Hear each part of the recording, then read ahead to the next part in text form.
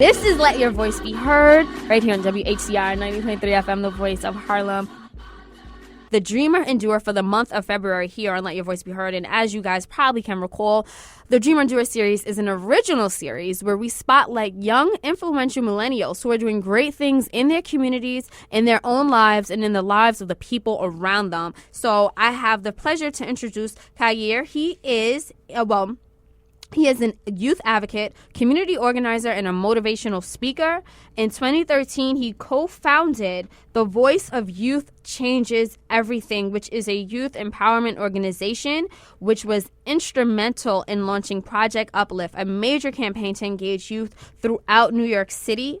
In addition, in 2009, he became a member of the Youth Justice Board, where he helped create a guide to the juvenile justice system. Now, this publication was designed to help juveniles understand their rights as well as legal policy and procedure, and it is now provided to every youth arrested in New York City. In 2010, Khaair was instrumental in saving student Metro cards and minimizing state and city budget cuts, which affect over 600,000 New York City students and millions of other residents. His resume goes on. I'm going to just add this last thing, even though his accolades are so extensive, and I doubt he is over 25. He also fights to reform stop and frisk. He is fighting to raise the minimum wage, and he also fights to expand women's rights. I'm very happy to introduce you back. Well, formally introduce you to the show, Khaair. Thanks for having me. You are just doing tremendous things all over New York City in particular. Thank you. That is, I mean, it's phenomenal. It's phenomenal. And I want to start by having you tell us more about your organization. It is the Voice of Youth Changes Everything. Yeah, so me and my sisters, actually the other co-founders, we started the Voice of Youth Changes Everything, and our mission is really to empower young people to practically apply technology, education, art, entrepreneurship, and politics to change their neighborhoods.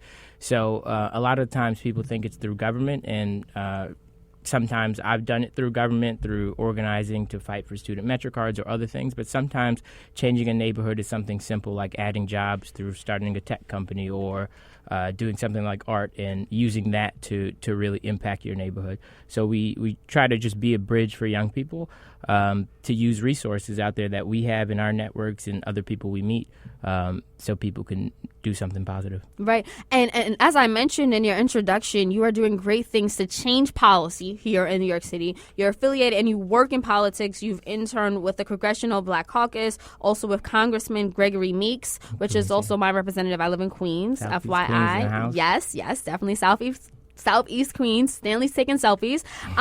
But I'm going to say What's focus. Queens? Stop it. Queens is the best place, the most ethnically diverse We can't place in curse the on world. radio. That's what it is. Alyssa wants to say something, Stanley. I was going to say it is actually, he's correct. It's the most ethnically diverse place, not in just this city or just this country, but in the world. But there it's are still not more awesome. ethnic enclaves living in Queens. It's also the most populous borough, from what I Yeah. understand, And the largest. 2015, Lonely Planet named it the best destination in the U.S. Seriously? Wow. Wait, Lonely Planet? Yep. That explains a lot. No, Queens is actually awesome. You need to get to Queens. You know what's better than Queens? Harlem.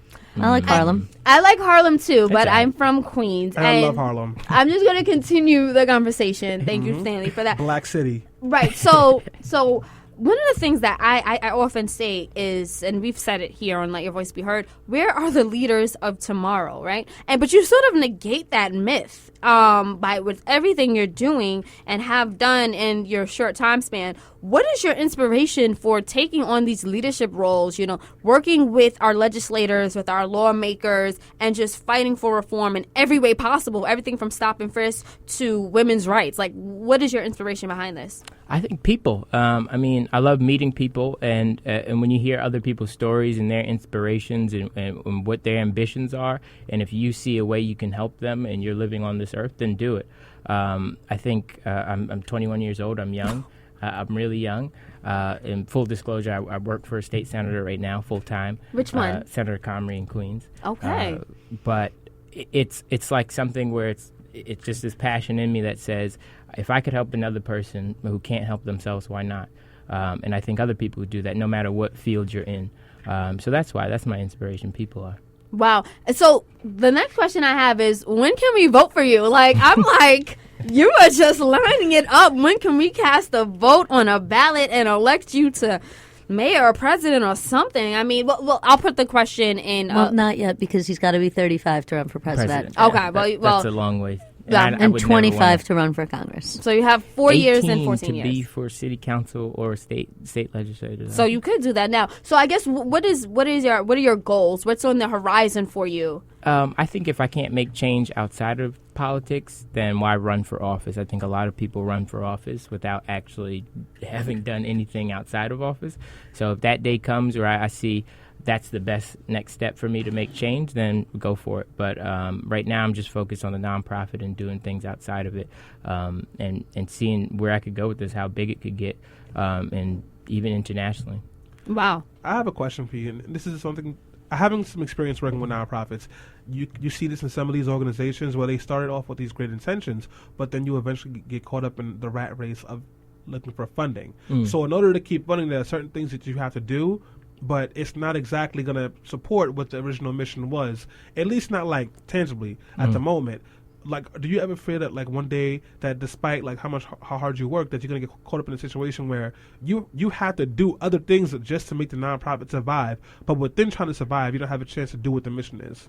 Yeah, I think, and I think there's like a term for it in public policy or public administration, like when mission drift, people forget what their mission is when they build a nonprofit. But I think if you have the foundation and you have a good board, then you can move forward where you're focusing your mission. But I don't think nonprofits don't make money. Nonprofits, I rather call them for social profit, because a lot of people think when you say nonprofit that you don't have to deal with money, you don't have to deal with budgets, but you really have to, if you're going to be successful, take a serious look at making a budget, getting someone who's a treasurer who knows how to do that stuff, and fundraise. We fundraise a lot during the year, but when we do a fundraiser, we try to add something in it. Like our first fundraiser we actually did in Harlem, and we had elected officials come out, lobbyists, business owners, and young people, and just a casual networking event where people could get drinks, hang out, but at the same time, there's a councilman or a senator you've never meet, but you could have a informal conversation with What that you do in person. Queens? In Queens? Yeah, potluck, right? Stop it. Yeah, we should do a potluck because there's so many diverse people in Queens. Yeah. But there are no bars or restaurants. There That's is. not Go to true. Astoria, Gotta go Long to Island Astoria. City. That doesn't count. Long Island City, Austin Street, in Queens Key Garden. Boulevard. Exactly. There's a lot going on. There's a lot going on, Stanley. I have one word for you. 125th Street. Whether it's underneath your radar doesn't count. I want to talk about the advocacy work that you're doing with youth, and I want to get your perspective. I used to think that youth are really apathetic towards politics and policy and things of that nature. I'm not sure I still think that or believe that, especially like as we mentioned earlier in the show with the Black Lives Matter movement. You see so many people just speaking about it, whether they're 15 or 25. You see a lot of millennials talking about these issues. What has been your experience with motivating the youth? And, do you think they're apathetic? Do you think that they're really active? And what is your role in helping them become inspirational people? I think most young people, I would understand if they're not into advocacy at an early age. I think it's up to me and other people to turn them to not be apathetic. So I was even apathetic when I was younger. I wasn't interested in politics at all. I didn't see how it affected my life. But when you start to see how the world works and how this country works and how this city works in particular, you realize that you can't be apathetic. Everything revolves in some sense around government, around policy and politics, even if you own a business. So I think my role is to show people how their everyday lives is changed by government, and if they're active, that the government listens. They see another demographic of voters. They see another demographic of people who they have to relate to and have to try to influence. Definitely. And do you think that the young people are receptive to what you're doing and the work and the message that you send? Definitely. I'll say during this whole issue of police brutality, there was a march in D.C. a while back with Al Sharpton, some unions, and a lot of the families. And we joined with the NAACP. Hazel Dukes out here in New York, and our bus, we sent 3 buses, and the majority of the people on our buses were under the age of 25. Wow. Buses fill 56 people each, and we filled up 3 buses, and there were on my bus, there was maybe 10 people who were elderly, but everybody else was under 25. And people realized that. I think right now is people are getting more active and due to social media and everything like that. I mean, I'm just curious about, you just talked about getting people down on buses, and as I've said before on the show, I love the idea of doing protests and stuff like that. But ultimately, when it comes down to it, you have to get off the streets and you have to figure out a way to get those laws down on paper in the rooms and right. And so I guess, I mean, my way of dealing with social justice issues is I litigate, right? I bring lawsuits against the police department for violating people's rights. What, in your opinion, do you think your group is going to do, or what's your thoughts for how we can move forward to hold the police accountable when it comes to institutionalized racism within, the criminal justice system? And what would you like to see, or what piece of legislation would you like to see? And I think I completely agree that I think protests are one side of it, and a very small side of it, in my opinion. So our group also did a conversation with Kevin Powell, SOS in Crown Heights, and some other organizations to talk about legislative priorities that we should push for, and how people can get involved other than the protests and everything like that. Because I think protests just show that you have a movement, that you have people. And the same with social media. I don't think you can be a social media activist either. I think it's about getting in those back rooms. So as far as our group, since we're a nonprofit, we can't endorse candidates, but we can teach people how to organize, how to vote, and give them a clear view of who the candidates are, and getting people to become candidates themselves. So I think that's one side of it, but we also could push for policy. So in New York, independent, I think we need an independent prosecutor when it comes to any police misconduct cases. I don't think it should be the Attorney General, but a completely separate person to do that. There's also policies like education, mandatory minimums on the federal level, a whole bunch of stuff we can push for and just teach people about. I think the first step is at educating the mass public about what's going on. I agree with that. I always say the first step into putting forth your rights is actually knowing what they are. Yeah.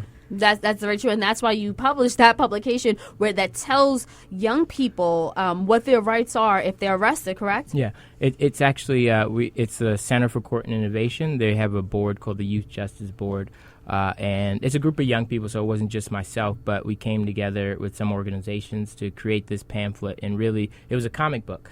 Which is different because a lot of young people get into family court in New York and they don't even see their attorney until they get into court. So it's completely different than the rest of the system.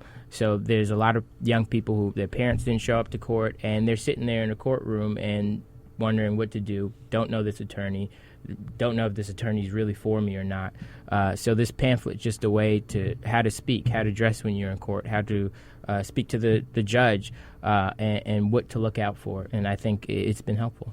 Definitely. That's great. Right. I'm looking at Alyssa because I know that, again, she's a civil rights attorney and you could testify to Yeah, and I also do some criminal defense work, and I worked in as a public defender for a little while, like in the summer associate program. And one thing that we find a lot with adults is that when you get back there and you introduce yourself and, as being their attorney, they don't trust you because they think that you're in cahoots in the system with the prosecutor. They see you talking to the prosecutor, and what you're really doing is trying to find out what's going to be the offer, what's going to be the recommendation. Like, you're doing your job, but because they see you communicating with this person, that automatically makes them skeptical. I could only imagine that that's even worse when you're dealing with young people who don't really understand how the system works. And so they automatically come from a position of distrust. And I think it's really important that you educate them on how it works and, the adversarial system and who's going to be defending them and, the kinds of things that they're going to be doing. Because then even if they're not going to have full trust, they can have some trust towards that person, or at least have some understanding of what that person is there trying to do for them. And ultimately, a lawyer needs the person who they're representing to help out also. Like, there's some truth in the fact that you are helping in your own representation. And so if you have a better understanding of how the system works, that also allows you to be paying attention about what's going on in court and allows you to help defend yourself against whatever charges. Exactly. It definitely does. And I just wanted to mention some of Khaair's accolades. He's received several awards, including citations from the New York Senate, the New York State Assembly, Brooklyn Borough President, and the New York City Council and U.S. Congress. I mean, you are doing so much at the tender age of 21. What do you dream to do? The segment, of course, is Dreamer and Doer. Tell us about, 5-year, 10-year goals. What is it that you dream? Well, I'm actually planning on going to law school in the fall. Oh, wow. So I'm waiting for some more acceptances and everything.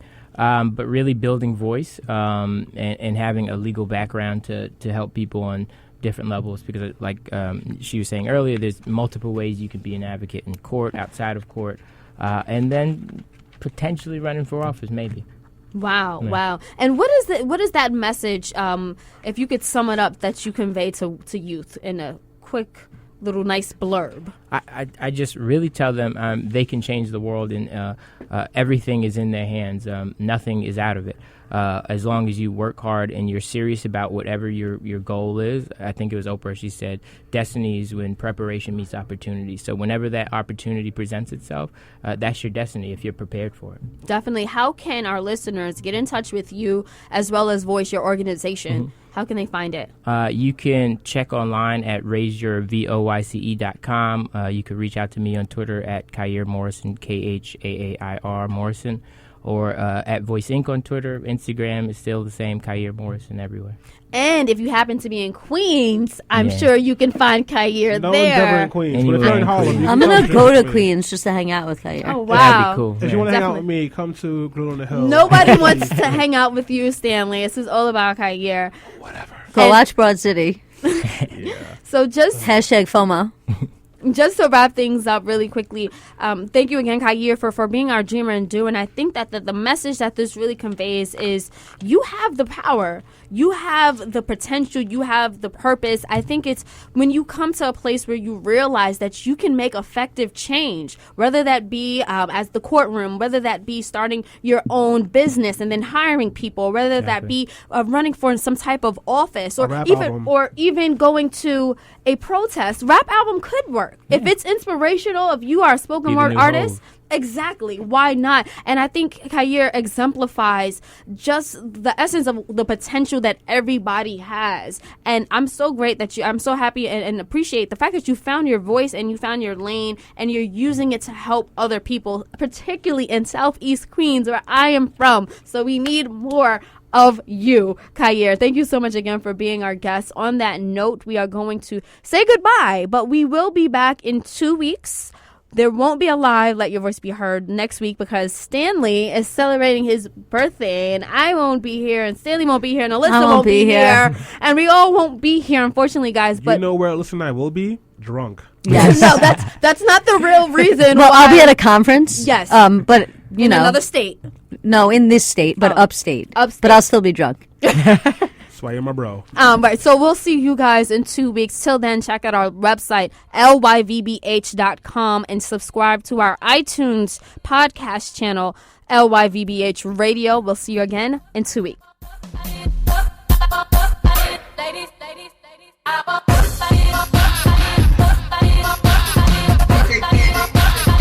WHCR 90.3 FM, New York.